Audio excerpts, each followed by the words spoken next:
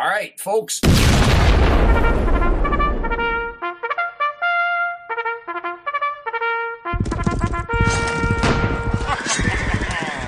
Welcome back to Mention and Dispatches. We're in season 16. This is episode 6. As we usually do in our spring seasons with Connections Online on the horizon, we do bring in a handful of different folks to talk about topics of interest to the professional and practitioner world. And for that tonight, we've got a pair of those folks to join us for that. One thing before we get started on this, we're about halfway through season 16 with this episode. I do want to say a big special thank you to the Patreon supporters. You're going to hear the little normal kind of commercial drop that we put in there, thanking those folks at the top level. But I wanted to make sure we said thanks to folks at every level of our Patreon, because for some reason, we've had a whole bunch of folks join since the start of the new year, which is really kind of cool. We appreciate your faith in us, and we hope it is repaid in spades with the content we were able to bring you. So I did want to get that plug in real quick right up front here. And now, cool folks, or folks cooler than me, which isn't that hard, but they are definitely way cooler than me. Ed, you have been here before. Thank you for coming back. Ed McGrady, professional wargaming. Well, I know you sort of are in the position where you can apply your own title to yourself. What is your official affiliation at this point? Well, I have a whole bunch of affiliations. I have my own company, Moxhood Media, where I do a lot of wide variety of gaming and game design. And I also am associated with Military Operations Research Society, or MORS, which I think is one of the reasons you wanted to have me on here tonight, where I'm sort of the dean. I self-promoted dean of the wargaming professional development curriculum, as well as the editor of the MORS Journal, which I deeply regret. And I'm also affiliated with the Center for New American Security, but anything I say tonight is not representative of the Center for New American Security, nor would they endorse it. I'm an adjunct senior fellow there where I work in the game lab. And I probably have 2 or 3 other things I do that I'm forgetting now. Yeah, I always love the term adjunct because it basically means they don't have to pay your health insurance, right? That's the key piece of the adjunct term there. So cool. Thank you for being here again, and we appreciate you letting us go back to that well for your professional insights over and over, as we seem to do every couple of seasons. The new voice that you are hearing tonight for the first time, David Banks, is here from King's College London, and again, I'm probably going to forget a couple of affiliations, but one of the driving forces behind the wargaming certificate that you guys have at King's College in London, as I understand. Mm-hmm. And so what else are we missing that should be on the CV there? So technically, I'm senior lecturer in the War Studies department in wargaming. So most lecturers have kind of something associated with them. But I'm also an IR scholar, international relations scholar, and I teach international relations courses. And I'm actually the co-director of the BA IR program in War Studies right now. But in my wargaming capacity, I'm the wargaming lecturer. So I teach 2 different MA courses on wargaming, which are actually going to combine into a single course starting from next year. And I'm the academic director of the King's Wargaming Network, which was a set of scholars, PhDs, and faculty, which was formed before my time at King's. But it's it's sort of a forum, a network, if you like, to try to help push forward wargaming as an academic area of study. Kind of understand how war games work, what they do, how they help generate education outcomes, how they generate analytic outcomes, what they do in society more largely, more broadly. So it's a kind of an academic space for that. So those are kind of my major roles or tasks inside the War Studies department. But I'm a full-time academic. Actually, I should mention I also do a little bit of consulting on the side. I have a company of my own called Pioneer Wargaming.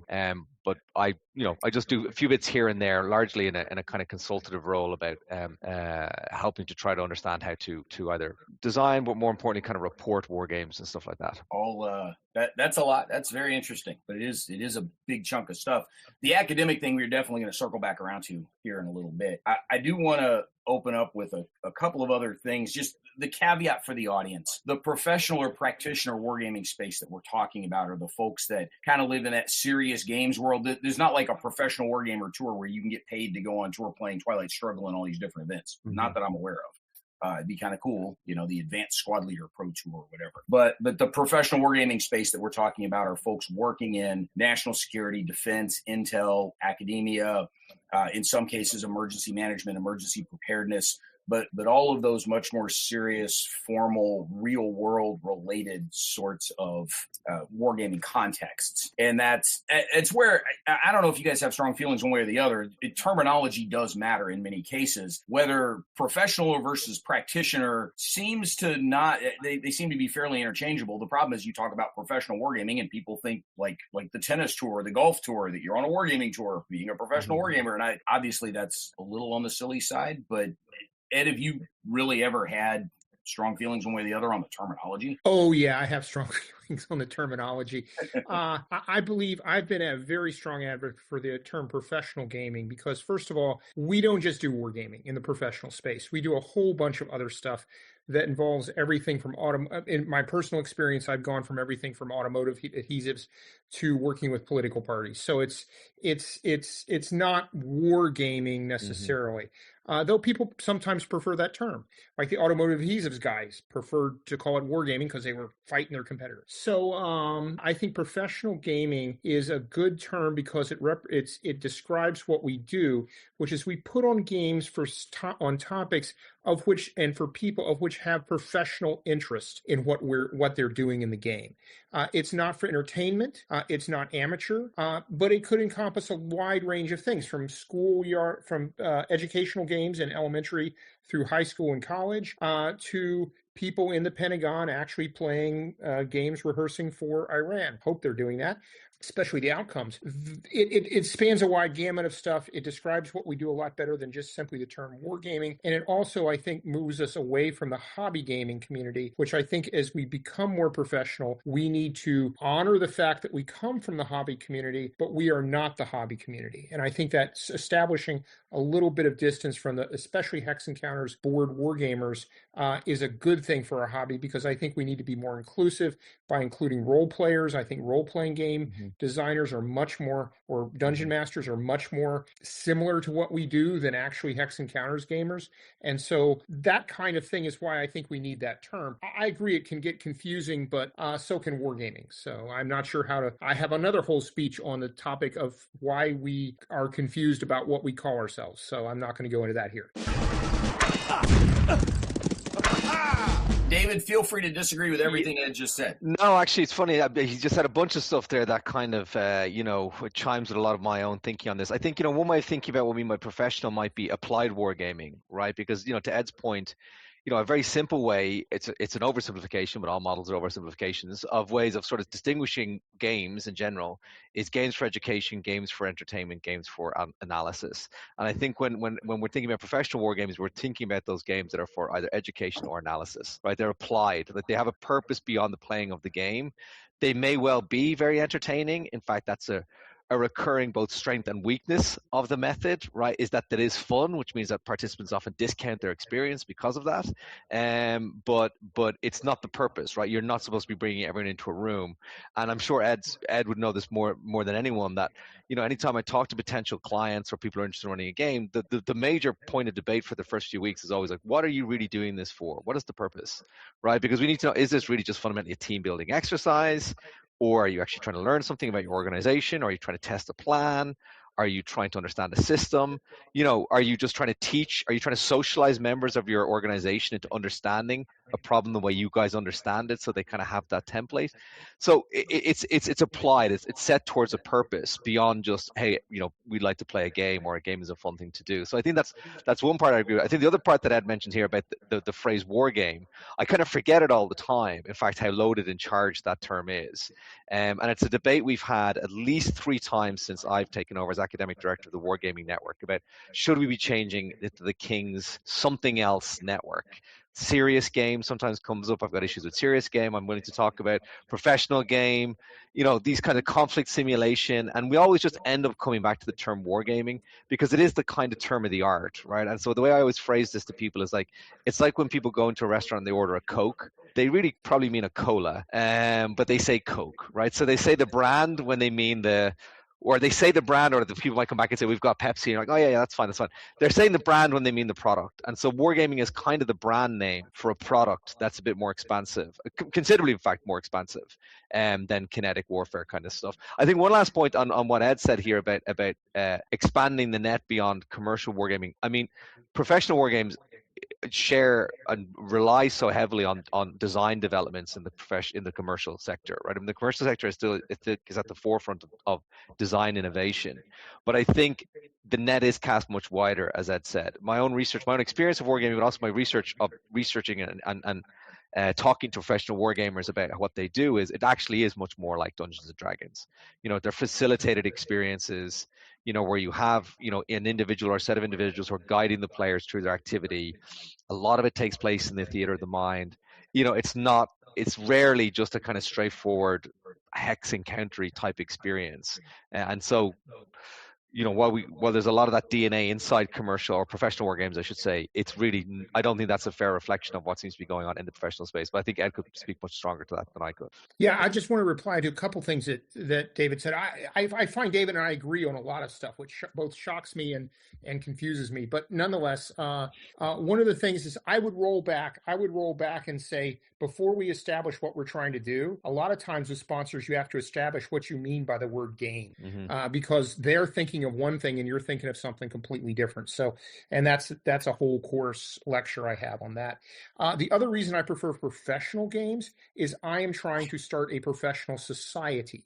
And as a professional society, we want to mimic things like the professional societies do, one of which is get people jobs and focus on the job aspects and the career aspects of gaming. And I think professional gaming helps us do that more so than something like applied gaming, which I fully understand why that makes a lot of sense. But nonetheless, I think it helps us grow as a profession, which is what I'm trying to do. One of the things that we've seen for years, and I know I can remember the first time I saw the conversation happen was at Connections US. It wasn't even called US yet at the time because none of the others existed, but Connections US at the National Defense University in 2011, when one of the conversations came up around growing the next generation of wargamers. How do we help develop the next crop of folks coming along? And it was something that folks like Peter Perl and Mike Markowitz were happy to point out. Hey, we're getting up in age. We, need folks coming behind us. But there weren't a lot of great clear pathways to get folks into the profession and how to build them from there. And when that conversation was happening in 2011, people had noted,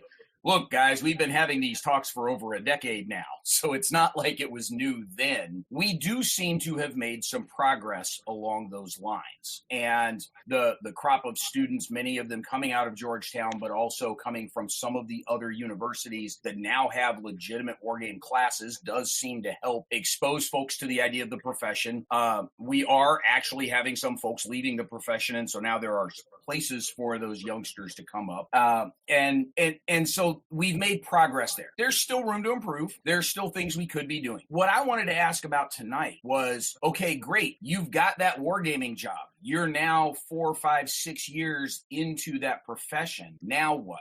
And so what I wanted to ask you guys about was the idea of the professional development for those practitioners, for those professionals, the things that are available to them to help them continue to improve their professional skills. We see this in academia all the time. They have professional development requirements. We see it in a lot of other credentialed organizations like professional engineers, doctors, nurses, heck, beauticians and hair salon folks. I mean, they're required to maintain a certain level of continued credit to maintain their credentials. We're not talking about credentialing folks necessarily tonight, but that next step of what do I need to know after I got the job is kind of where we get to with this. And so, Ed, I know you got a ton of more stuff that you can talk about along with your experience with it. I do want to throw this to David first, though. You've got the certificate program at King's College in wargaming, but you may also be aware of or familiar with or involved in some other similar programs. Are these things helping fill that gap? If so, how? If not, why not? Like, take that and run with it. So. Sure. So so I have this certificate. I helped design a certificate program which anyone can take through King's. You just have to kind of dig around the website. It's called Wargaming and Strategy. It takes you roughly about 6 hours, 7 hours to do the whole course. That's the kind of one that's kind of for everyone in the public. I was actually hired into the War Studies department specifically to teach to design and teach wargaming courses directly for MA students. And so I had two different courses. One is called Principles and Practice, Wargaming Principles and Practice. The other one's called Designing Wargames for Education and Analysis. One is in one term, the other is in the other. Now they're being squozen together and turned into a single course starting from next year, which was always my original vision anyway. These three different pathways. Now, I can't speak as much to the first one because we don't have as much contact with the people who take those certificates, right? People sort of take them online. They occasionally reach back out to the university and say, oh, I took a course, not necessarily my certificate, any other certificate was really great for me, or you see somebody posting something on LinkedIn or something like that, but we don't have that feedback. For the students we have inside the MA program, obviously, you have a lot more interaction with them, and they're there for a year, and we've had a very good success rate in placing those people into jobs. So in the 3 or 4 years we've been doing this now, we've had people getting jobs in a number of private sector wargaming companies, NATO, Army War College in the United States, Danish Defence College, JWC. So we've had a lot of people in the UK MOD as well, DSTL, Defence Science Technology Laboratory over here, which is sort of like the UK's DARPA. So we've actually had a great deal of success, and I think it's because this certification does help. It helps in a number of ways. It helps the people who are seeking wargamers to be able to find them a little bit, right? Because they can post something and then somebody can send in and say, well, look, I did take a class, or I do have a certification of some kind. I think it's a noisy signal, right? I mean, all certification is a noisy signal, but it's a signal. And it's something, it helps to be able to say, hey, I did actually take, 10 weeks or 20 weeks of classes on this, and I had to write papers and I had to build a game or whatever it is. And so it does have to cut through that a little bit, and it helps to circumvent a more traditional network system. And that's part of the way I think Ed and I here kind of, in some sense, maybe represent two opposite ends of the spectrum of how this works. Although your Moore's work is actually closer to what I'm talking about as well, is that this is not based on networks. It's not based on prior experience, right? A lot of my students, I would say well over 30 or 40% every year have no prior wargaming experience at all. They're coming into an intellectual curiosity, and they're able to get enough training to be able to then turn that around and turn it into possibilities. So I think that certification and training stuff does actually matter. I don't think it's the be all and end all. I mean, to your question, like once you're in the system, what can you do? Well, then it's kind of pay attention, right? And keep up. Like, the classic is play games, but that's actually a very important one. If game design is a big part of what you're doing, you've got to stay on top of what's out there in terms of innovation. But also, just try to stay inside the networks of what's going on. Make sure you appear at things. The much harder part is how do you get that first step in the door? That is, to me, and as far as I can see, the much bigger struggle is that first step in. But I'm happy to talk more about this. I'll turn it over to Ed. Well, hang on real quick. Just a quick clarification on the program at King's College. So not the certificate, but the actual classroom stuff that you teach. Yeah. Do I recall correctly that is master's level curriculum? So it's folks that already have an undergraduate degree? That's right. Yeah. So that's a master's course. It's 2 master's courses. So, and it's not a master's program. So it's 2 individual classes that are folded into, you would take the MA in War Studies or the MA in IR, which is in the War Studies department, right? So you're taking a bigger MA program, but you're able to take a number of individual wargaming courses, which then of course means you have that certification, right? You've got that on your transcript. You're able to say, I got a B+ or whatever it is in that course. So those are specific for MA students. There's been push from various parts of the university for me to expand that out to undergraduates. It's really a capacity issue. I can't really do it as much on my own. And so what I'm trying to push back is say hire another wargaming person, and then we can, the two of us can expand this out. But I would have to lose a lot of my other IR teaching, which I actually like to do as well. And it's not easy to do. I will just flag some other things I can come back to this, but there's also a number of other places in the UK that offer either individual wargaming courses or have wargaming associated activity or outright wargaming programs. Brunel has a full MA wargaming program. Yeah, I definitely want to talk about some of the other places beyond just the ones where you guys are affiliated. I wanted to confirm for myself, but also make clear for the audience the level at which your classroom activity happens. Yeah. It's postgraduate instruction. That's right, yeah. Cool. Master's level, yeah. Yeah. All right, Ed, go. Okay. I'm the Military Operations Research Society, or MORS, and this everything I say will eventually transfer to the Professional Gaming Society, PGS, which will be a component of MORS. Runs a whole wide range of professional development courses for the benefit of its members who do operations research.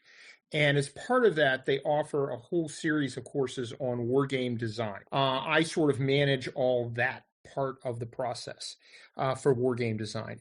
Within that context, we have our flagship course, which is a week-long, 8 hours a day, 5 days, certificate in game design course, which is a certificate provided by Virginia Tech. We're affiliated with them, and it provides a generalized overview of war game design as conceived by myself and other people. I could go into the curriculum, but I won't do that right now. We also have a certificate in cyber game design, which is another week-long course that covers game design from a cyber focus. So I'm going to build cyber games. Here's how you're going to do it. And then we go from the certificate course. That's also a certificate course. Then we go to the smaller, more specialized courses, which are sort of the graduate level courses. My favorite is the Designing Tactical War Games course, which used to feature Peter, myself, and Paul Weber doing ground, air, and naval. Now I work with Paul Works and a few other people to do ground. I do air with Phil Pornell, and Paul once again does naval because he does a lot of good naval stuff. So it's a 3-day class. We cover each of the particular areas of operations in that. We then have WMD gaming, which is actually quite popular. I tend to teach that. I have an extensive background doing weapons of mass destruction analysis and also gaming. And that's basically how to incorporate weapons of mass destruction into games and how to build games dealing with weapons of mass destruction. I also do a gaming disease response, which is horribly unpopular. It's not very often offered because of a lack of popularity, but this is public health gaming. How do you game public health, which is a little bit different than WMD because it's also disease, mental health, all kinds of other stuff that you can roll into that. And then we also have a course on Homeland Security gaming, which is run by Roger Mason. He's in charge of that class. He has extensive experience as a law enforcement officer and also in his company doing games for Homeland Security. Homeland Security games are different. They involve working within the Homeland Security bureaucracy through something called the HSEAP, the Homeland Security Exercise Program. And so that's a sort of specialty. I only come into that to talk about WMD and terrorism gaming, which I have some experience in. We also then put on custom classes. We've done classes for the National Guard up in Alaska. We routinely do classes for various commands in OSD that I can't talk about, as well as we were on schedule, but we never got around to doing it, to do a game for Space Force, to do a class for Space Force. So we customize classes as necessary. The two flagship classes produce certificates for the people, and the other classes can be seen as more advanced. You want to work on topics, you want to learn about how to game particular topics. We have people with experience in doing that, and we can walk you through them. My general approach to these classes is that game design is a designed art form. And so we're going to take it for the start. You can apply design principles.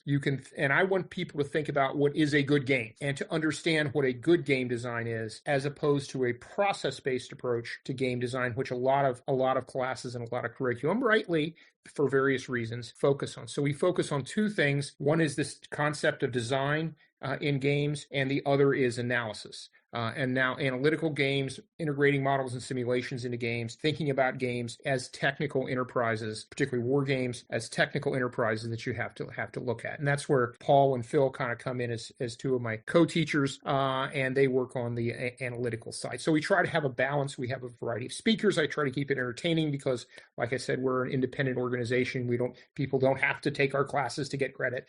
We have a variety of speakers coming in on a variety of topics. And so, like, for example, on the cyber class, Professor Nina Collars from the Naval War College, who works with hackers and DEF CON all the time, comes in and talks about hacker games for a couple hours. And so we have a variety of different topics that we try to include in there. We get a lot of repeat business. We get a lot of good reviews, and that's my MOE for success. If we don't have enough people, though, we won't run the class. We have to have at least 5 people to run a class, or we don't run the class. So we have a lot of times we just canceled I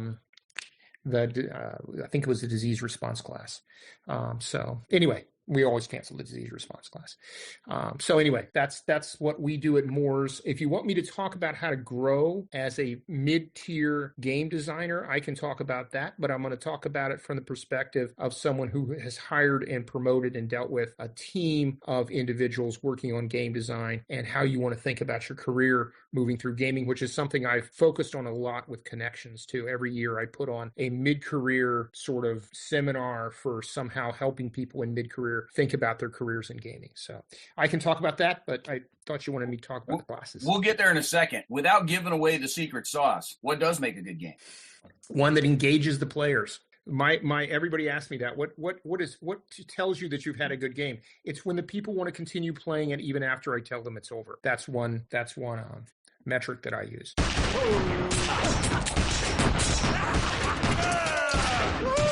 Yeah, I would agree with that. In fact, I mean that's the cornerstone of a lot of my own research at the moment is that, you know, it's not just, I don't think it's just preferable that a game is engaging. I think it's necessary, because if it's not engaging, then people are playing in a disconnected way, which means that in terms of educational outcomes, you're likely getting negative learning now, right? They're bored or frustrated. They're only taking in part of the lesson or none of it at all. If it's from an analytics side, in which you're trying to get people to sort of engage in a representative form of play, in which it's telling you something about the real world in some way, well, they're not doing that either, right? They're not now playing as the Red General who's doing their best to defeat the forces as they land on the beach. They're just like, oh, I just want this to end. And they're playing as the guy who just wants this to end, right? So you actually have, I think, quite considerable methodological. It's not just, oh, to be nice that they have a good time. I actually think if they're not having a good time, it's not working. It's not working at a level of knowledge production. It's no longer producing the kind of knowledge you'd like. So that's not just a taste issue, in my estimation. That's a requirement. But also, I would also say another thing to look at. So that's a kind of an underlying, you know, you want to make sure the game doesn't disconnect from your players. And the question is, well, how do you know you're doing that?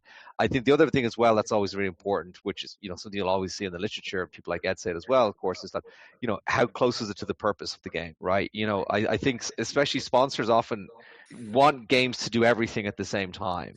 And they can't, right? I mean, they can't for one reason, because if they start to get too complicated, the players will disengage, right? So now you've got that problem. But also just because they can't, you know, like I want it to be just like the real world. Well, then step outside and touch grass. You know, you'll have to go and step into the real world then. It's a model. It's a representation of something. It's intentionally slicing things away.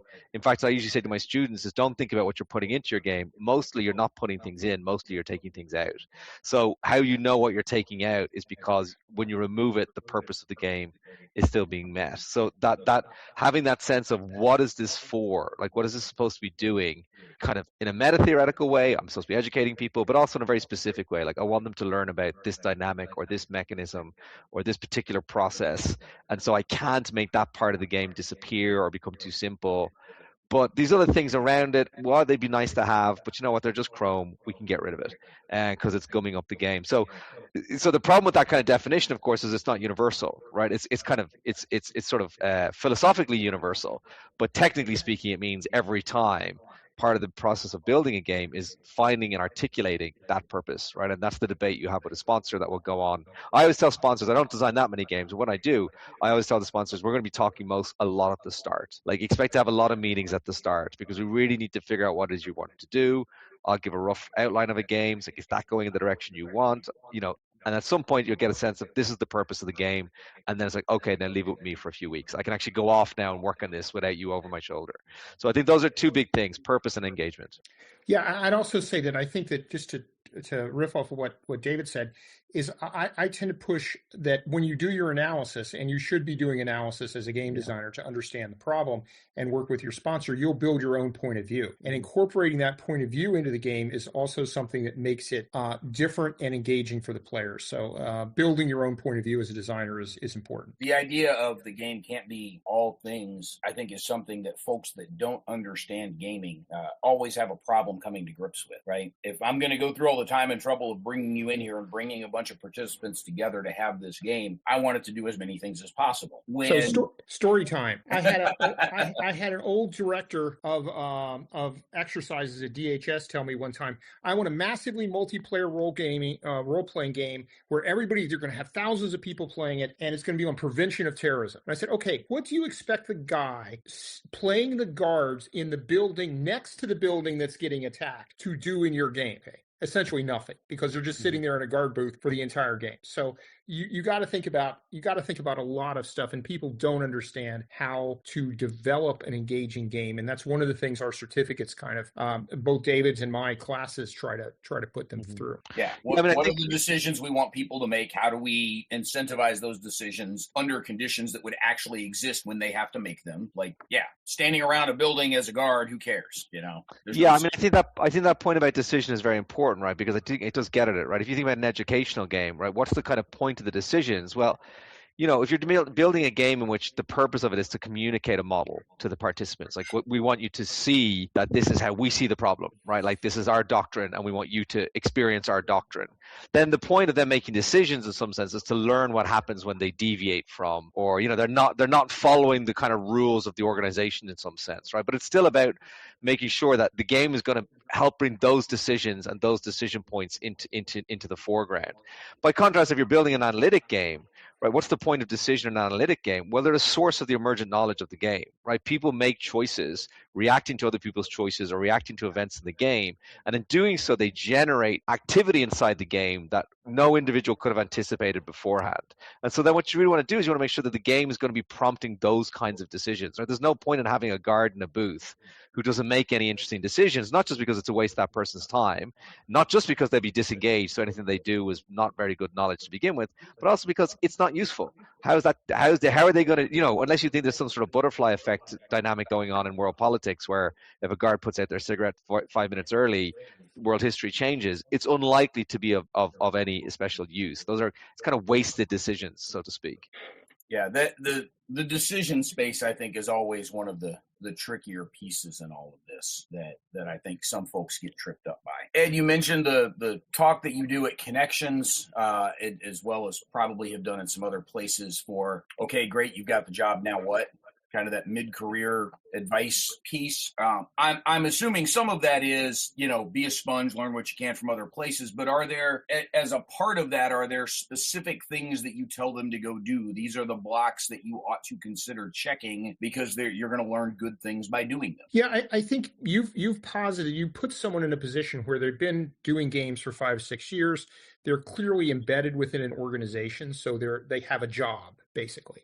Unlike myself, they have a job. So they have to ask themselves what within that organization do they need to do, what skills, what talents, what exposure, what experiences do they need within the organization they exist in to advance in that organization if that's what they want to do. If, however, they want to, for some odd reason, advance within the professional wargaming community, then they may need to do different things. And so you want to think about what their objectives are, just like you would in a game. If they're trying to advance as a game designer within an organization that has the possibility for doing that, like the one where I worked, I think they need to tick 3 blocks, primary fundamental blocks, one of which is to be a good analyst, right? Mm-hmm. And a lot of people fancy themselves as good analysts. They are not, okay? A lot of people fancy themselves as extremely smart. They are not, okay? And I have to break that to them. And it's really hard as a manager to tell people they're not as smart as they think they are, but you do it all the time. The other thing is they have to be a good game designer. They have to understand game design. This was where it comes in, keeping up with the community, keeping up with both the technical aspect of the models and simulations and the weapon systems they're dealing with. They need to understand how various CUAS counter drone systems work if they're going to be doing drone games. That kind of both technical and gaming expertise they need to build to be a better game designer. And they also have to learn how to operate within the context of a social organization. They have to be able to behave themselves in various ways, to be friendly and cooperative and work with other people even though they don't like them. This is another skill sometimes that gamers in particular fall somewhat short on, and I can go into a lot of description of that.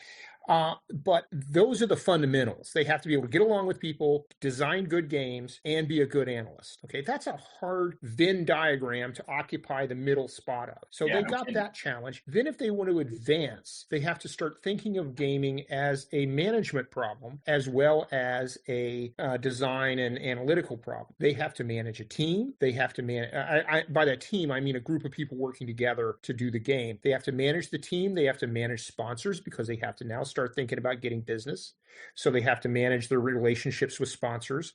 and they have to manage their relationships with other more senior elements within the organization to be able to convince them that they are someone who might actually be able to step out and do things more than just design games, if that's where they want to go. If not, what they want to do is progress within the profession. They got to start thinking more creatively and analytically and get those thoughts out there through the various conferences and academic papers and that sort of stuff. So they do advance professionally with their reputation professionally within the profession. And that's just that there's a whole track for that too. But if they want to keep getting paid, they need to be a good analyst, a good game designer, manage themselves, and then begin to learn how to manage outward within the organization and even outside of the organization they work in. Yeah, I hope that makes sense. This might be, from your perspective, Brant, this might be good podcasting now, because I think Ed and I are going to have a point of disagreement now. So that could be a good thing. I think one of the problems here that may be affecting wargaming a little bit in its professional development is the requirement that the wargamers have to be everything at the same time. I think this might be one of the things that's actually slowing the progress of its professional development, because I think Ed is right. I think you definitely, if you're becoming a professional wargamer, you need to have what I would consider to be literacy in all the characteristics that Ed just described. The ability to understand analysis, the ability to design a game, the ability to manage people, the ability to sort of be that sort of outward facing. But I don't think you need to be expert in all those things. I think you need to be literate in all of those things, and probably expert in one of those things. I think the expectation that a good designer also needs to be a good analyst actually in some sense sets the bar too high, because you're asking them to become really, really good at very different, distinct things that require quite a lot of effort. And actually to kind of pick up on Ed's point about, you're not as smart as you think you are, my slightly more generous way of rephrasing that is you haven't done enough reading, right? It's not that, you're not smart. I mean, in my experience, best students is not really necessarily about raw intelligence. It's about perseverance, right? It's about perspiration.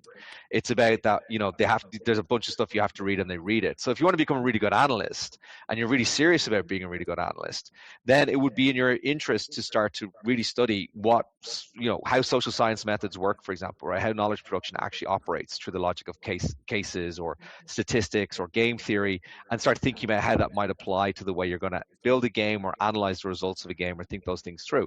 If you start going in that path, I think it makes it hard for you then to also keep your foot in the, keep one hand in on some other side of this. Now, everything I'm saying here is predicated on the assumption that you're in an organizational environment that's going to somehow allow you to enter niches. Now, I don't know nearly enough about the professional side of it as Ed would. I can speak a little bit to what's going on inside the UK at the moment in the defense sector, in which some of the defense organizations in the United Kingdom, which have really been not just embracing wargaming, but really trying to embrace developments in wargaming, really trying to keep at the cutting edge as much as possible. When you look at those teams, they'll have teams in which the team will have a really good facilitator, and that person's job game after game after game is to be the facilitator. And then they'll have a team of analysts, and some analysts' job is to help understand measurement and conceptual design. Other analysts' jobs is to understand how to capture evidence, how to capture the data, how to analyze the data. And they're in those roles much more than they're in the general role of being a wargamer. And then you'll obviously have the people who do design. And so I think part of the development of wargaming as a professional discipline, I think might be the recognition of the encouragement of people to more directly lean into those strengths. It's like, now, if you're going to be a good facilitator, you have to be literate in game design. You have to understand the basic principles. But I don't think you need to design game after game after game, right? I think you just need to understand the game design when it's put in front of you well enough that you're able to sort of say, okay, I can see the problems that are going to appear here, or whatever it's going to be, but I'm going to run the room. But also it means that if you're not good at facilitation, then I don't think you should be wasting your time trying to become good at facilitation. I've learned in my experience in the few games I've run, I'm not a great facilitator. I'm actually much better at being the controller and basically working the room than being the person who's got to create the narrative for the players.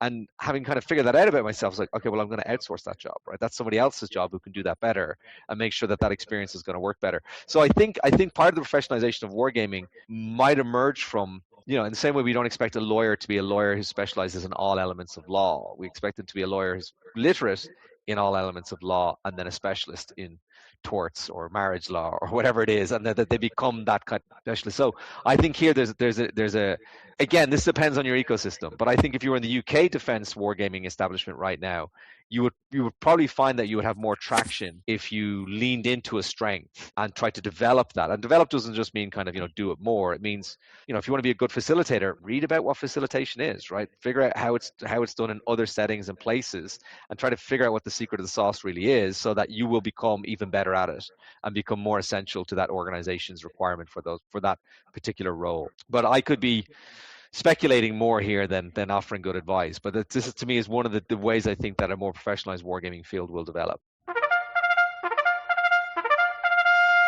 Season 16 of Mentioned in Dispatches is underway, and we couldn't do it without our Patreon supporters, and especially the regimental captains at the top level. The Armchair Dragoons would like to thank Chris Anthony, James M., Brian Silcott, Chet Bell, Joseph Knorr, Paul LaFontaine, Miles R., Staggerwing, Fred's Dog, and Fred 2, Kevin Bertram, Michael Sunborg, Patrick Garrity, Catastrophe Games, Hethwell Wargames, and Greg from Pico Armor. They help us to keep our objectives in our line of sight. You too can support the Regiment of Strategy Gaming as a Patreon supporter at patreon.com/armchairdragoons. I understand what you're saying, David, and I kind of agree with you. I think that it just depends on your perspective. And as a manager who has people working for him in a organization, my job is to help them advance within the organization for the purpose of the organization as well as their own thing, and also to shut them up because they're always whining about why they're not advancing. So, and do not underestimate that. So I'm telling you that if you want to be Mark Herman, okay, you have to be a good analyst, you have to be a good manager, you have to be a good game designer, and you have to operate at the level of Mark Herman, because that's who you're competing with. Okay, so if you don't want to compete with Mark Herman and you want to burrow your way into the organization and just grind out game after game after game for your career, then that's fine. I will help you do that as a manager if that's what you want. But when you come to me 2 or 3 years from now and say, why am I only getting my 3% raise? This other guy is making 10 times the amount of money as myself, Mark Herman, I will go, well, that's because you didn't do all those other things. Okay, you burrowed into the organization, you're getting your 3%, good for you, got your health care. So, but if you really want to advance, I'm going to give you the path to advance. Can I ask you a question then, based on your experience? Because I think about the Mark Herman model, and I think, one of my kind of observations about the kind of current professional wargaming path is, it has that kind of, as it's often said when people talk about this, a kind of guild-like quality, right? This kind of master-apprentice quality, because it takes so long to advance, right? You think about someone like Mark Herman, it's going to take you, a decade or more to achieve mastery, and then decades more to kind of maintain a kind of grandmaster status, right? And so I guess part of what I'm curious to know is, like, would you think that a viable strategy for somebody who's trying to advance would be, obviously, you've got to be keeping your hand in all of these things, but would it make sense that you focus your efforts on one of them, kind of not to the exclusion of the others, but just to say, I'm going to put a lot more of my attention on becoming a really good analyst for the next 2 years. And once I feel like I've got a much better grasp of how to do analysis, what analytic language is, different ways of conceptualizing problems, which in my estimation are things you don't just develop from licking them off the ground. You've got to go and do some reading, right? You've got to do some research and figure out how this stuff works. But then you could pivot and sort of say, okay, I'll do that for a few years. Now I'm going to build up this other element, because I do feel like the current approach is that this kind of jack of all trades, master of none approach means that it's incremental, right? It's going to take so long to progress. And also I feel like you can get totally outflanked by a Mark Herman. Like, what happens if you are not a Mark Herman and you're always just going to be, second best? How can you leverage second best into good enough to keep going? There's a long list of people that come in second best to Mark Herman. Yeah, that's why I picked him. He directed the program at Booz. That's the Mark Herman I'm thinking of. He was a senior like principal or whatever at Booz Allen. So that's kind of the brass ring that everybody wants or might want. So, and I don't mean to pick on Mark. So the point I would make is that as you advance, particularly beyond the 6-year point, if you've been there 6 years in an organization, they're going to be looking to you to be an expert in something. And you're right, David, that you could be an expert in gaming and game design, and they'll see you that way. But my contention is, to do good game design, you have to be a really good analyst. Okay? Yeah, I would agree with that. Because if you can't figure it out, then you're not going to do as good a game design as someone who can. Okay? So you have to have that basic skill set as a game designer. Okay?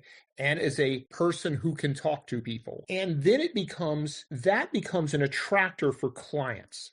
And you have to begin to manage a client base. Because in all of these organizations that do in most of these organizations that do professional gaming, they are some sort of a contract shop, right? Even with something like the War College, you have to go out and find people who want you to work for them, okay? Even though the War College is not a contractor, it's a government entity, those government people have to be in demand, or you're going to burrow into the organization and just grind, larger pencils into smaller pencils. So, but in a contractor environment, you have to attract clients. You have to have that basic skill set to attract clients, and you're beginning to get there. But now you need to know other things, like how to manage relationships, how to do project management. You need to understand how to manage people and operate in an organization that has HR and finance and contracts and all these other people. And so that's a broadening skill set that puts you in a different category, but it's almost mandatory as you get to your 6th year, unless you just want to become a flatlined technical person that does nothing but games, which is fine. That's a good career. Many people have that. But if you want to continue to advance, which again is my job as your manager to help you if you want to, if you want to continue to advance, you need to be expert in those things and then leverage those things to get clients and manage stuff. I think one of the things you're describing there, Ed, is and you see this in the military, especially in the U.S. military, where it's sort of that up or out attitude. But I've seen it a lot in the IT world, where most of my day job has happened for the last 15 to 20 years. That, as you mentioned, if you want to be that technical specialist, go be that technical specialist. But at a certain point, those technical specialists aren't necessarily cut out to be team leaders, right? They're not necessarily cut out to be the person in charge of the group that is doing things, because that's a different skill set to be in charge of people than it is to do the technical job to which you were hired. And I wonder if in the wargaming world that you've seen, you see something similar to what I've seen in the IT world, which is, hey, I'm the technical expert, so I should be the guy in charge of this team because I know more than the rest of the people on the team. Well, that's fine, but you happen to be really bad about dealing with people, and that's one of your key functions as a team lead. So you can get upset about me putting somebody with less technical skill than you in charge, but they've got better people skills to manage the group, manage the calendar, the backlog of tasks, and, they're better meeting facilitators. They're better whatever other tasks you need as the manager. Be the technical expert, right? Nobody can sit there and write SQL queries like you can. Focus on that, be awesome at that, because you're not as good at those other things. Is that something that you run into a little bit with those mid-career folks? Yeah, it's what I'm thinking of. I'm a PhD chemical engineer, so I'm an engineer, and if you're engineering and you're really good at engineering, you will eventually move into management, because they don't necessarily care as much about engineering itself as they do about your ability to work with people and get clients and build business and build a company. And so you can stay at that level of expert. But even if you want to advance as an expert, even if you want to be the super duper Peter Perla kind of thing, you have to be able to build that client base and build those relationships and do all those kind of things and be known as a good analyst and be known as a good putter owner of games to build into that superstar game designer role. If you want to just continue to be at the lower levels, you'll face the same thing that IT people and engineers in general, you stagnate at that level. And eventually when it comes time to riff people, I'm going to riff the people that are stagnating and aren't necessarily contributing as much to the company. And so, because I gotta get rid of someone. So who should I get rid of? You tell me. So that's another consideration for you to think about as you think about your career and your advancement in your career. That would be my advice. I don't do that now. I didn't do that then. I did not have hiring and firing authority. Lord knows, they would never give that to me. But it's something you think about.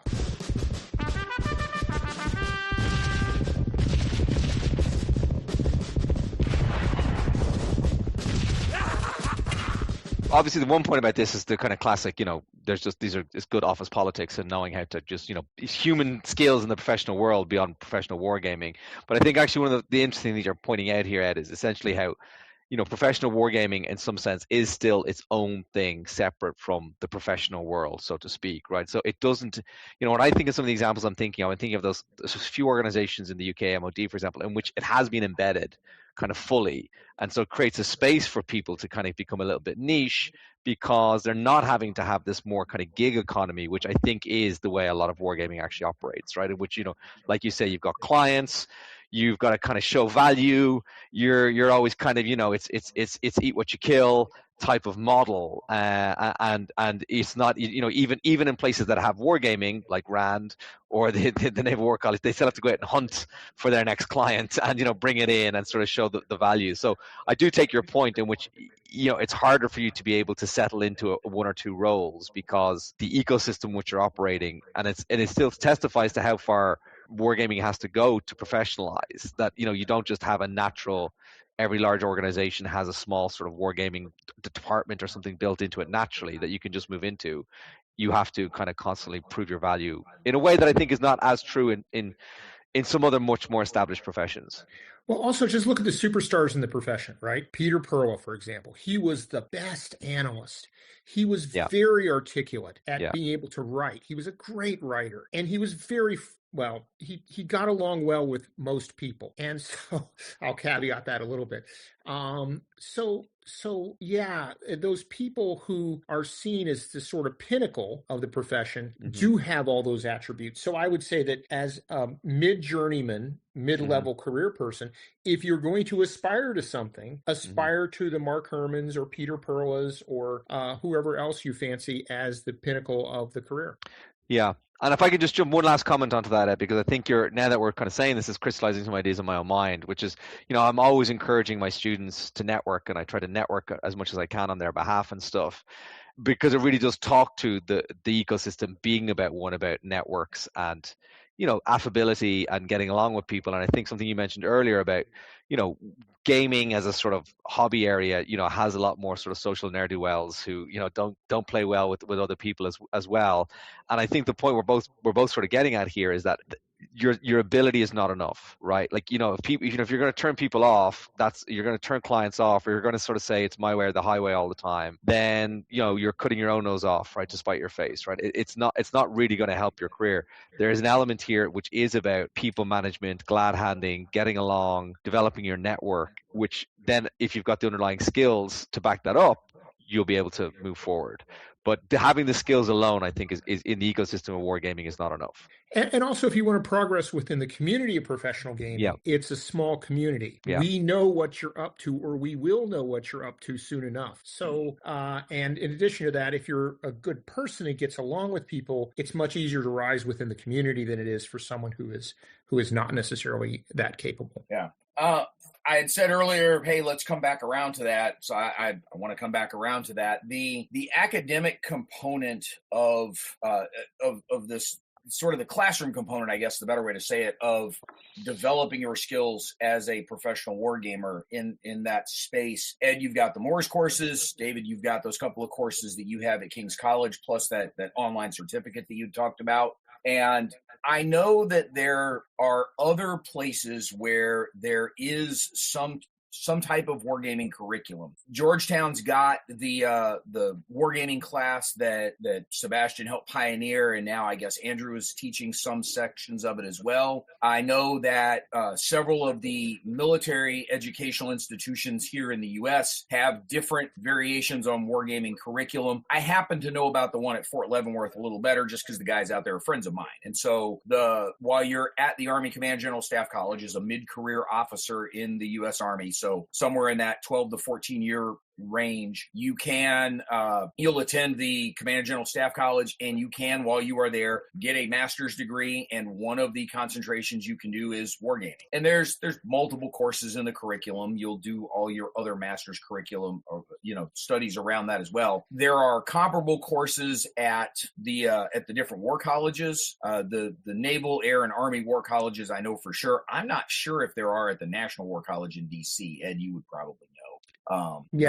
Scott, I would turn that over to Scott. I do believe they have classes, but they mostly use war games. Yeah.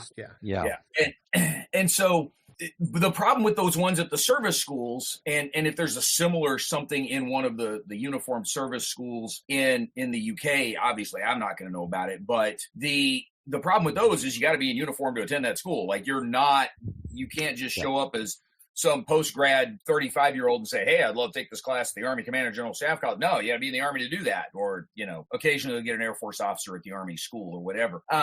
But other than that, like in terms of actual academic institutions where someone could go for a wargaming class, or even better, like an actual wargaming, degree in some sort of wargaming design development, more serious games. One of the frustrations that I've seen over the years in my academic background on the social science side, coming out of the comm world, as soon as the word game escapes your lists, people immediately visualize a power cord. And so you always have to fight that. Look, it doesn't have to plug into the wall in order to be a game. There's perfectly good tabletop games, a variety of these kinds of things you can do. And so what you tend to find in a lot of places, if you're looking for game design curriculum, what those actually are is like game development, game coding curriculum. Like they teach you how to program the video game, but they're not game design, and certainly not in the more serious practitioner realm that we're talking about here. David, you had mentioned that, briefly earlier, there were a couple of other schools there in the UK that have that kind of classroom component. Start with you, and then Ed, I'll let you chime in with other ones that you may be aware of and know about. David, what were some of those others you were talking about? Yeah, so obviously we have our own in the War Studies department, the 2 MA courses, and then that certificate that you can get online. Our sister school, DSD, which is a military PME school, they have a wargaming class there as well. But then outside of that, I think the major places that I think of when I think of sort of academic wargaming in the UK would be BASPA. So John Curry out there, you've probably heard the name John Curry, has a number of PhD students. I'm actually not sure if he teaches a class, but what he kind of has is he has this coterie of PhDs. So there's like, there's academic activity taking place out there in a very meaningful way, but largely under his auspices rather than under a sort of formal thing. But I could be wrong on that. The other major one is Brunel University have a committed wargaming and resilience MA program, which is, you would spend your entire year, because MAs over here are usually a year, you spend your entire year just doing things with the names wargaming or resilience or some riffing on some variant of that as all of your coursework. And I was the external examiner on that. And, a lot of, if you give a whole course turned over like that, you can get a lot of advanced stuff. But I will just, as another point on this, though, that you've identified a very important limitation or problem that's experienced in academia right now, which is that, you said when people say game, they think of a cord. I think, when we think of digital humanities, right? If we're thinking about gaming as a field in academia, it's enormous, right? I mean, every school has got a digital humanities department, and they're teaching game design. And I think beyond just teaching game development in a digital sense, the philosophy of what a game is different, right? It's getting back to that point we said at the start. It's games for entertainment, right? That's the core motivation for Rockstar and these AAA companies. They're trying to get you to part with your money because you want to have a fun experience. So what you don't have is a concept of gaming as an analytic. Some gaming is an educational, but very rare to have this concept of gaming as an analytic tool. Right? That to me is one of the differences of what wargaming is as a thing. It's about, hey, maybe we can actually learn something about the world by playing these games. And so what you then have is you have a bunch of, I've made this point in other forums, but you have a bunch of academics who are actually not technically wargamers, right? I'm an international relations scholar. That's what my PhD is. So, although I was hired in to be the wargamer, my route in was via IR, right? And what you have is you tend to have a lot of historians and social scientists who nobody has the name wargamer as their PhD. No one got a PhD in wargaming. They got a PhD in something else, and they're also a wargamer. So you get this wargaming activity that's nested inside a lot of institutions, but very rarely recognized, right? And so I think the only two recognized ones are the MA courses in King's and the Brunel program. But otherwise, what you have is a lot of people who are important names in academic wargaming and are teaching in different ways, but the university doesn't really see that, right? They don't see them as like, oh, well, you have a wargaming thing. So that's one of the limitations in academia still. I mean, part of my interest and my whole career is about like, well, what happens when we're academics for wargaming academics, and what is this field that's emerging? But everyone who comes to these workshops, everyone walking in is like, I'm a historian, I'm a this, I'm a that. They're not walking in saying, well, I'm a wargamer. If they're in the academy, they're in there as something else, right? And then they're trying to pivot towards wargaming. I think that's a similar space that Rex exists in up at McGill. Yeah. Rex Bryan runs Pack Sims. That he's in the poli-sci department. That's right. He teaches a poli-sci curriculum, but he uses the Bryanania environment for some of the games that he runs in his class, and then some of the game design stuff he teaches. I think they're all poli-sci classes. That's right. And say the other big names in like Jackie Schneider or Eric Lynn Greenberg or Andrew Reddy over in the United States, all political scientists. As political scientists, in fact, which I also am, is, the major social science that's embraced this more than anything else. I think because conflict is, our bread and butter. So as a tool that has conflict built into it, we're like, oh yeah, this makes sense. So Ed, are there any chemical engineers out there teaching wargaming? Yeah, I mean, I've run into people doing wargaming for urban planning and stuff. So there have been urban planning people that are using gaming. But I'm going to double down on something David said and put in a much sharper point to it. I have made a run with other people and myself have made runs at trying to get a master's degree established in professional gaming at various universities, more than one university. And when you do that, you get a lot of support, mainly from the political science department, mainly from those groups. And we were at one point looking at the theater department, or that sort of genre. You make a run at it and you start going down the path, and inevitably the path ends with this giant guy named Thanos that snaps his fingers and everything just disappears. And that is the computer gaming guys. Politically within the university, it's extremely hard to fight against the computer science guys. And universities are extremely political environments. There's always a competition for resources. And the computer science guys see us as a threat, right? Yeah. That is completely misleading and completely wrong. And in fact, the administrators should see us as something that can make money, and I can give you reasons why. But they don't. They see us as a threat to the computer gaming people. And the computer gaming people have big enrollments, huge endowments. In some cases, they're funded by the state, like the state of Virginia pumps money into the computer gaming groups here. They're seen as, and they're bigger than Hollywood, right? So we run up against that, and poof, we don't stand a chance politically within the university. And so I've seen that happen over and over and over again, like Lucy with the football.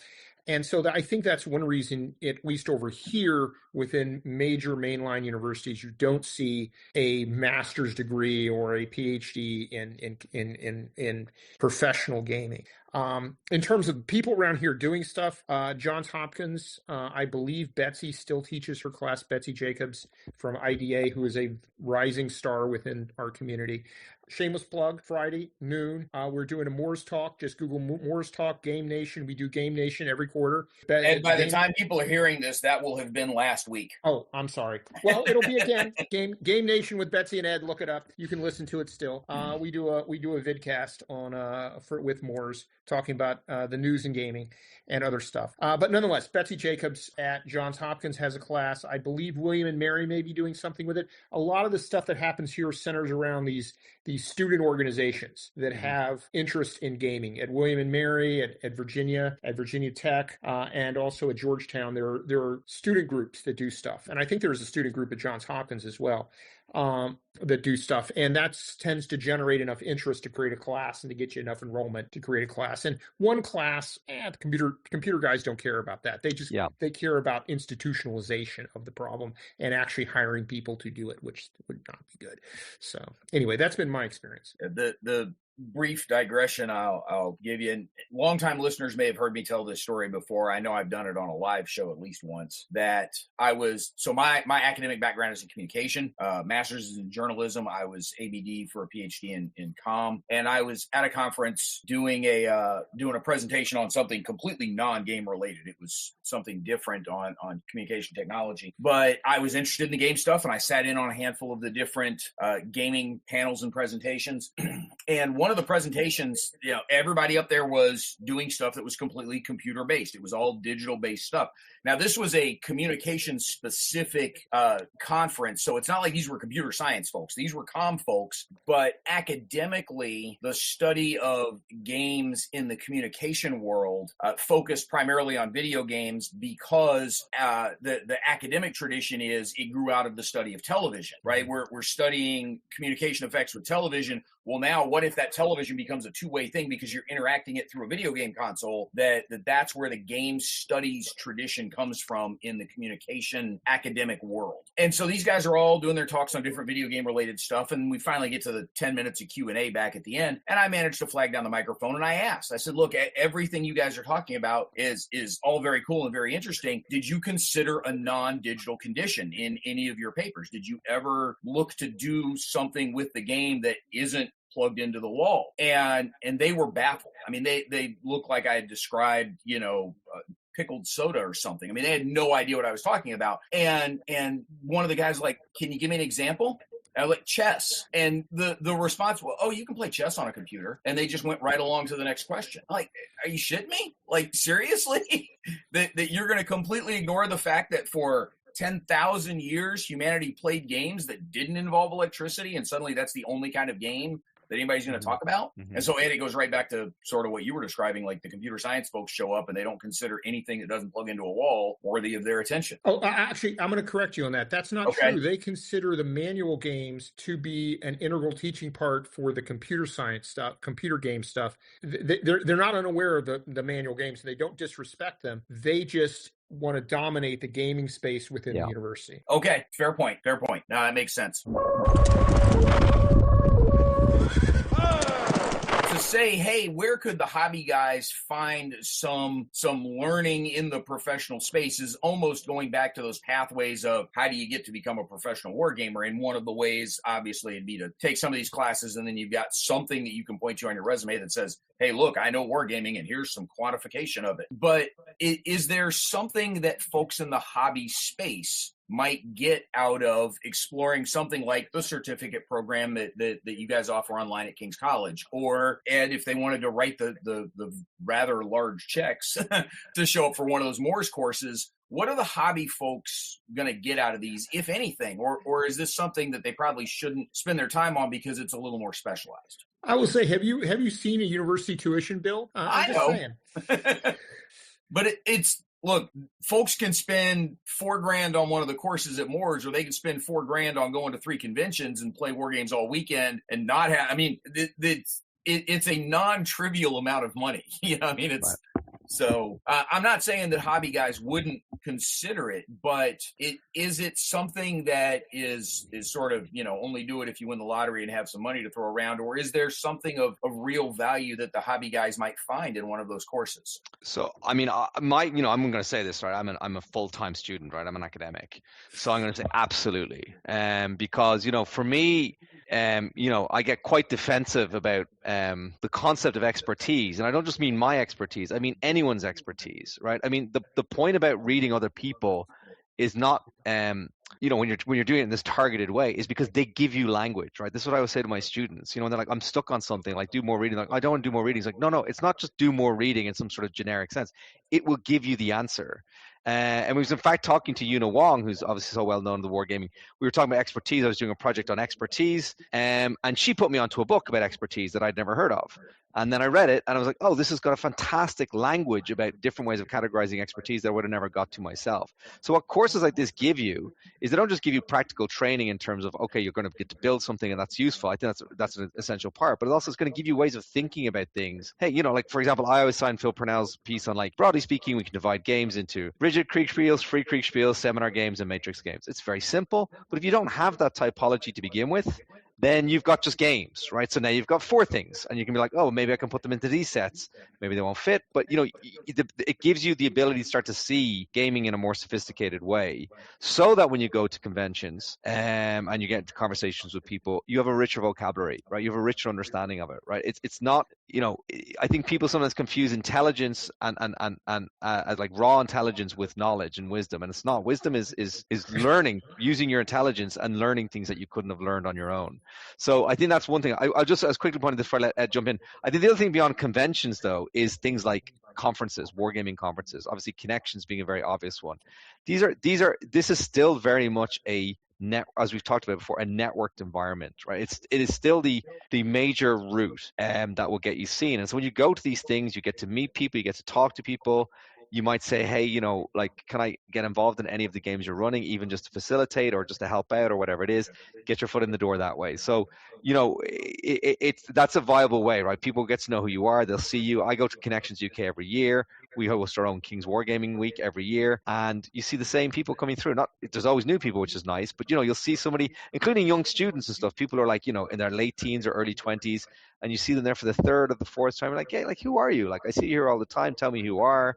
Let me put you in touch with somebody. So, go show up, be seen. But I think when you take these courses, it means that when people do finally turn around and talk to you and say, oh, so what, like, what do you think? you can say intelligent things back beyond your personal lived experience, which is not worthless, but is highly truncated. We get, for connections online, again, very low barrier to entry, right? You sit at home in your pajama pants and you're watching us on a computer, and it's like $5 to be a part of it. We do get a consistent number of hobbyists out of, it's never more than maybe 10% of the total audience, but still 10% is more than zero, that we will consistently get about 10% of the audience that is just pure hobbyists. And in many cases, like, we know who these people are because we run into them at hobby game conventions and such. So we're familiar with who many of these folks are. But Connections Online is one of those conferences, like you're talking about, that ridiculously low barrier to entry because everything's digital. And Ed is actually going to be a part of it here. So no, I just to add a couple things. One, giving advice to someone in the hobby community about what they should do is kind of dependent on what their objective is. If their objective is to enter the profession and get a job that's paying them to do games, then they need to build the educational component around an overall strategy of how they're going to do that. There's an educational component, there's a networking component of going to Connections, and I do believe the face-to-face networking is better than online. Going to Connections, maybe potentially taking courses if they think that fits into their overall scheme, as well as watching the boards and watching, like, my LinkedIn. Friend me on LinkedIn if you're interested in jobs, because I try to repost jobs that I see on LinkedIn, and other people do as well. And Pack Sims post jobs. There's job postings out there. Look at those. Talk to people like David or myself or other people, Phil or yourself, Brant, and say, hey, I'm thinking of doing this. What would you advise me? I want to do this job. How do I think I should approach it? Those kind of things are what you would do if you were trying to build into the career. It's not a battle, it's a campaign, right? If you're just a looky-loo, a historical miniatures guy or historical Hex Encounters board gamer who's randomly curious, then Connections Online is a great place to go. But I would not necessarily spend money on a university course. Again, going to Connections, if you want to shell out the money for that, you'll meet people and you'll learn about the profession. And a lot of hobbyists show up at Connections. And so that's kind of how I would think of it. It depends on what you want to try to do. Yeah, for folks, in terms of where you can find some of the professional article content and even some of those job listings, every Tuesday, so we are recording this on a Tuesday, but every Tuesday over at the Dragoons, we have Tuesday News Day, where we give you the latest releases and crowdfunding and everything else that launched that past week. But also, if you go down to the very bottom, we have an entire section for the professional and practitioner wargamers. And so there will be headlines around the professional wargaming space. There will be upcoming events through Georgetown. About once a month, we will, refresh the list of upcoming Moores courses for folks that may be looking for those. And one of the last things in there is get hired. Here is a professional job list. I'm not trying to run a professional wargaming job board, right? But there's always going to be something that is wargaming or wargaming adjacent that we're able to pull. And they're almost always LinkedIn listings because those are the easiest ones to gravitate to. But we've got those in there. And so there's going to be a whole bunch of those available every week with the Dragoons that you're able to find there. And, it'd be nice to be able to do a little more, but I'm not as plugged into a lot of those communities as I used to be. So this is what we can pull easily enough. Or in some cases, have a couple of people send us something. Hey, here's something you might want to add to the news. I love folks sending things to me because it's less I got to go hunt down. But Ed, as you mentioned, we're going to have some of those things available that folks can find there. So that might be an option also. We're well past the hour that I'd asked you guys to be a part of with all of this. And so I don't want to tax this too much longer, particularly because David needs to go to bed at some point. Yeah. I'm going to have a toddler who's going to appear in my life in the near future. So I do want to kind of wrap this up. And as we look at the original intent here, this professional development for the wargamers, for the practitioners, in terms of the kinds of things and resources that are available to them within that, great, you've already been hired. Now what? Ed, you mentioned some of that career mentoring advice. If you were going to kind of wrap up some of the things you had said here or, kind of encapsulate it somehow, what's sort of the thing that you would lay at their feet and say, here's what you got to figure out? Well, to be a better analyst, do analysis, do good analysis, and learn from people that have done good analysis. To be a better game designer, play games, run games, and play games thoughtfully. Don't play games for entertainment. You're done with entertainment. It's now your profession. So play games thoughtfully and learn from what other designers have built into them. And lastly, check yourself. Self-management is a key and part of growing as a professional. I can say this because I have particular problems with that, as many people in the gaming community do. Self-management is key, and so think about how you grow as a person as well as grow as a game designer. That's my advice. David, you get the last word here. Yeah, I mean, I think it's much of what Ed has said. I mean, the slightly different spin I would put on it is, in terms of developing yourself, read. But also read beyond the wargaming literature. The wargaming literature is very good, but you've got to read beyond it. When wargamers are going to talk about what analysis is, they're going to take their knowledge of analysis and then kind of write it up the wargame version. But if you want to become a good analyst, then read beyond it, right? Like where's that coming from? Like what do social scientists say an analysis is? What does an engineer say an analysis is? So that you can sort of think about what are different ways of thinking analytically, right? It's hard to find time to do these things, but reading is knowledge. I think that would be one thing. I would say the other thing I would say here is the kind of the good news is that the professional wargaming world is still largely unstructured in many ways, right? It isn't this completely fixed and rigid structure.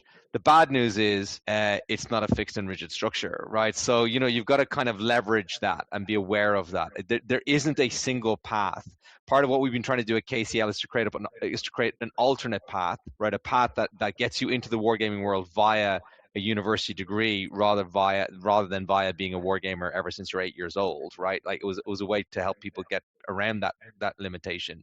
But if you are a wargamer who's been wargaming since you're 8 years old, then leverage that, right? Go to connections, go to these conferences, find all the different ways into this. There isn't just one single silver bullet.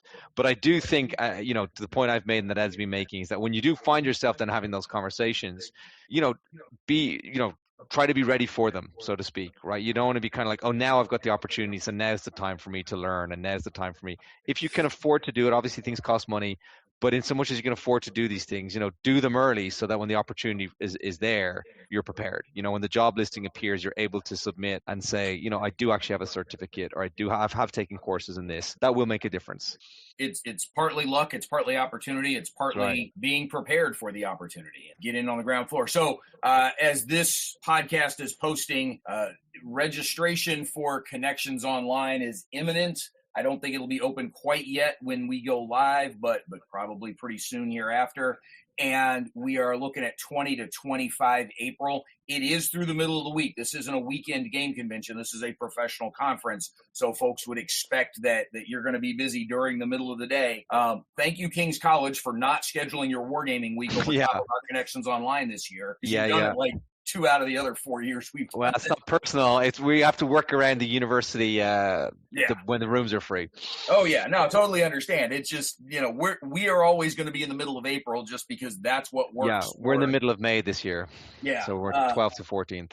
That's fantastic. And so we're going to be running Monday through Saturday, so 20 to 25 April. Again, the core events are right in the middle of that. It's Tuesday, Wednesday, Thursday from 10 a.m. to 4 p.m. U.S. Eastern Time. And that pretty much allows everybody from Warsaw out to Los Angeles to participate without having to become part vampire. You will have to time shift a little, but not too crazy.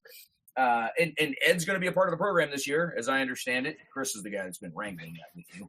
But if this is an area as a hobbyist that you might be interested in exploring more of what happens in the professional space, this is a place you can do it for a pretty low barrier to entry. The other thing is registering for the conference allows you to participate in all these things live with the rest of us. But if you are interested in sort of, hey, what does all this look like? You can hit our YouTube channel for the Dragoons, and they're linked to the podcast here below. But you can go look at the playlist from previous Connections Online conferences and take a look at the kinds of things we've been doing. One of the cool things about us is because we stream everything, we therefore inherently record everything. So it's all there. So you're able to see all of the sessions that we've had from the past 5 years now. And so you get to watch me and Ed kind of showing up on camera every now and then.